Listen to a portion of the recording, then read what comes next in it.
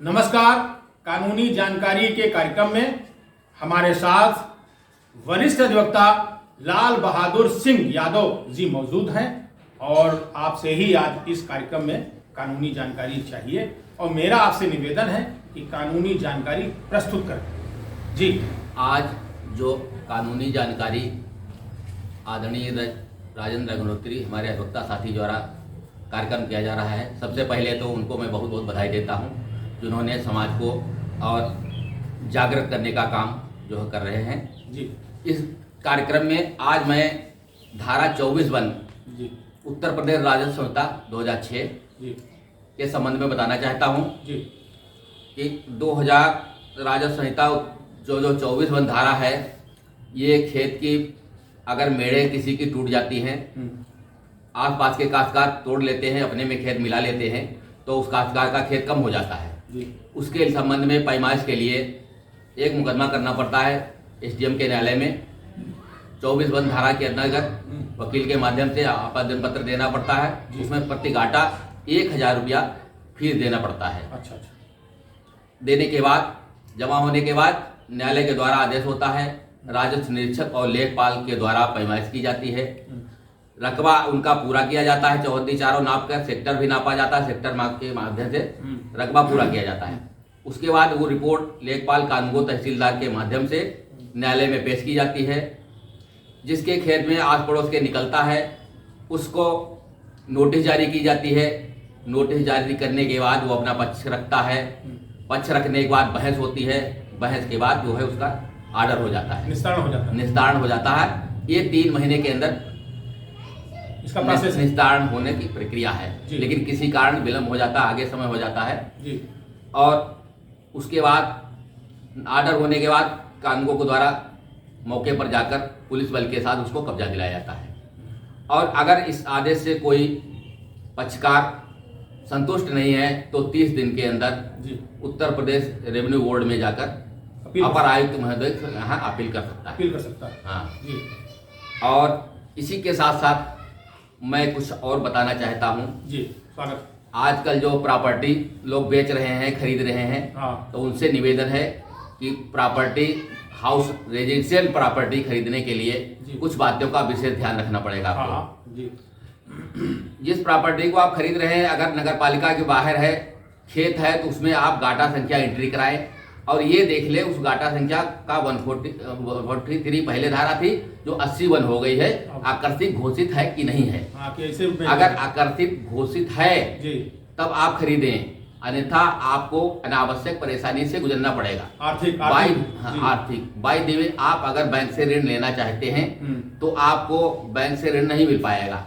Bank से ऋण तभी मिलेगा जब वो लैंड आकर्षित होनी चाहिए और आप इतनी प्रॉपर्टी 10 लाख 20 लाख रुपए खरीदते हैं तो 1000-2000 रुपया से आप किसी अधिवक्ता के माध्यम से या स्वयं जाकर उस प्रॉपर्टी की छानबीन कर लें।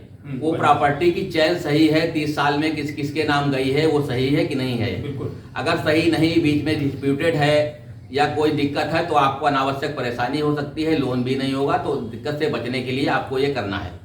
और अगर प्रॉपर्टी नगर पालिका के अंदर है तो उसको आप खरीदने से पहले जान लीजिए कि पैसे किसके नाम सीधी नगर पालिका में अगर एंट्री है तो कोई बात नहीं, अन्यथा अगर पुराना बैनामा आप मांग लें किस किस के नाम थी कैसे, नगर पालिका में चेक करने के बाद ही प्रॉपर्टी खरीदें जी। और जो आप लोग प्रॉपर्टी खरीद रहे हैं उनसे यही हमारा निवेदन है कि वो जो आप कहीं पीछे बैनामा है तो मूल बैनामा है वो बैंक वाले आप ले लें। अगर आप बैनामा नहीं लेते हैं तो बाई चांस उस पर ऋण हो सकता है, बैंक का पहले से ऋण हो सकता है। तो आप प्रॉपर्टी खरीद रहे हैं, उस जमीन वो पहले से बैंक में बंधक है, तो वो ऋण आपको अदा करना पड़ेगा, वरना वो आपकी वो प्रॉपर्टी जो खरीद रहे हैं वो आपको आपकी प्रॉपर्टी से अदा की जाएगी, वरना आपको देना पड़ेगा। इसलिए ये आपसे विशेष है अनुरोध होता है, प्रॉपर्टी जो खरीदने पर से उसकी जांच कर लें, 30 साल का अपना देख लें किस किस के नाम थी, कैसा क्या था। इसलिए ये बहुत ही महत्वपूर्ण है, देखने की बातें हैं। नहीं, जरूरी है, सही है। और नगर पालिका के अंदर है तो उसका दाखिल खारिज है कि नहीं है, दाखिल खारिज कराना पड़ेगा। दाखिल खारिज कराने के बाद ही बैंक ऋण देती है। दाखिल खारिज मतलब ये पुष्टि कर देता है कि ये जमीन जो है वो ठीक है, ठीक है, इनके नाम है बाकायदा। अगर वरासत से जमीन है तो वरासत से पता चल जाती है किस किस के नाम रही है, बैनामे से है तो बैनामे से पता चल जाता है किस किस के नाम रही है। वो क्लियर कर देती है कि क्या इसका असली मालिक कौन है। हाँ, मालिक कौन है, कोई विवाद नहीं है, चयन है किस किसके नाम आई है, वर्तमान में किसके नाम दर्ज है। कुल मिला के संपत्ति जो भी खरीदे जांच परख के खरीदे, क्योंकि करोड़ों की संपत्ति और किसी भी अधिवक्ता को बीच में डालकर हाँ उसकी जांच क्लियर अवश्य कर ले, अन्यथा आप आर्थिक और मानसिक और शारीरिक और आपके हाथ से संपत्ति जा भी सकती है। बहुत बहुत धन्यवाद आपका, इस कार्यक्रम में आप आए।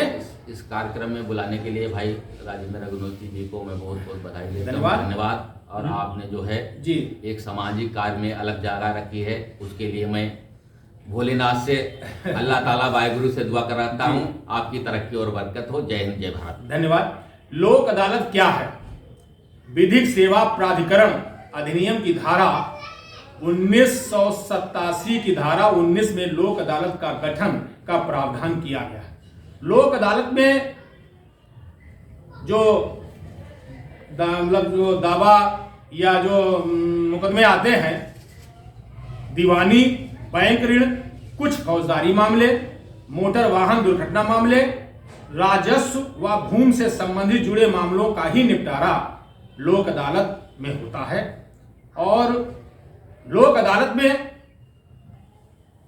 किसी का अगर वाद मुकदमा किसी भी न्यायालय में चल रहा होता है और अगर वो चाहें कि हमें लोक अदालत में ये वाद लाकर हम जल्दी निपटा लें, तो जिस न्यायालय में मुकदमा चल रहा होता है उसी न्यायालय में दोनों पक्षकारों के बीच में कोई एक पक्षकार वो एक प्रार्थना पत्र दे देता है और ये मांग करता है कि हमारा ये मुकदमा लोक अदालत में भेज दें। अगर न्यायालय को ये लगता है कि यह मुकदमा या वाद लोक अदालत लायक है तो वो लोक अदालत में न्यायालय द्वारा भेज दिया जाता है और वहां पर दोनों पक्षों के बीच सुलह समझौता से वह वाद और मुकदमा निपटा लिया जाता है। और अगर किन्हीं कारणोंवश अगर वह मुकदमा या वाद नहीं निपटता है तो पुनः वही मुकदमा व वाद जो चल रहा होता है, वही जो भेजा गया है लोक अदालत में, वह पुनः उसी न्यायालय में प्रेषित कर दिया जाता है।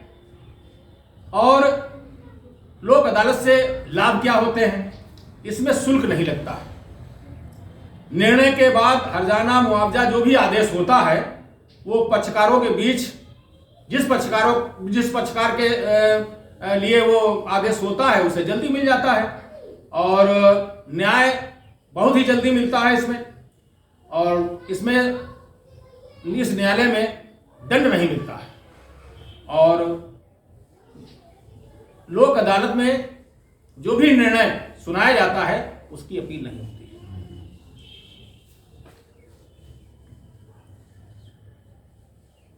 इस तरीके से लोक अदालत में मामले निपटाए जाते हैं और आशा है कि बड़े ही सरल ढंग से इसके संबंध में बताया गया और समझाया गया और आपने भी बड़ी ही सरल ढंग से आपने सलाह दी और संपत्ति खरीदने के भी विषय में आपने सलाह दी। आपको बहुत बहुत धन्यवाद। अब भविष्य में भी अगर इस कार्यक्रम में अगर हमें ज़रूरत पड़ती है किसी सेक्शन को लेकर तो हम आपको अवश्य बुलाएंगे और हम आशा करते हैं भविष्य में आप आते रहेंगे। आज का कार्यक्रम मैं यहीं पर रोक रहा हूं। धन्यवाद, नमस्कार।